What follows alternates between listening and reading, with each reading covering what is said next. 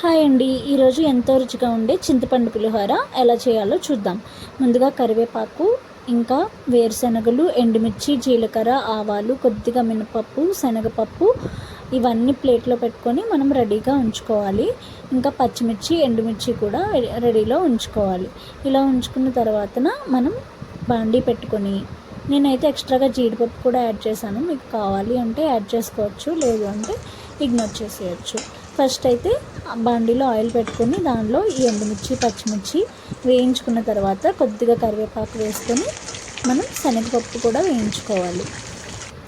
చూడండి, శనగపప్పు అలా వేగుతుండే అప్పట్లో మనం చింతపండు 1 గంట ముందే నానబెట్టుకుంటే గుజ్జు అనేది బాగా వస్తుంది.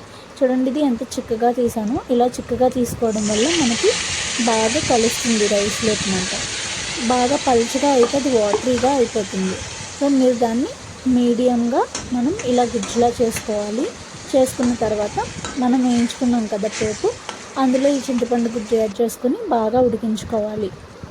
ఇప్పుడు మీరు కొద్దిగా బెల్లం, ఇంకా కొద్దిగా పసుపు, సాల్ట్ 1 టేబుల్ స్పూన్ వేసుకుంటే సరిపోతుంది. ఇక్కడ అన్నంలో నేను కొద్దిగా మెంతులు, ఆవాలు పొడి చేసి వేసాను అనమాట, అది ఫ్లేవర్ కోసం. అది కూడా వేసుకుని ఇలా ఈ మిక్సర్ని ఇందులో కలిపేసుకుంటే సరిపోతుంది. వేరుశనగలు మనం ముందుగానే వేయించుకొని అన్నంలో కలుపుకుంటే అవి క్రిస్పీగా బాగుంటాయి. గుజ్జులో వేసుకుంటే మెత్తపడిపోతాయి. సో టేస్టీ అయిన పులిహోర రెడీ.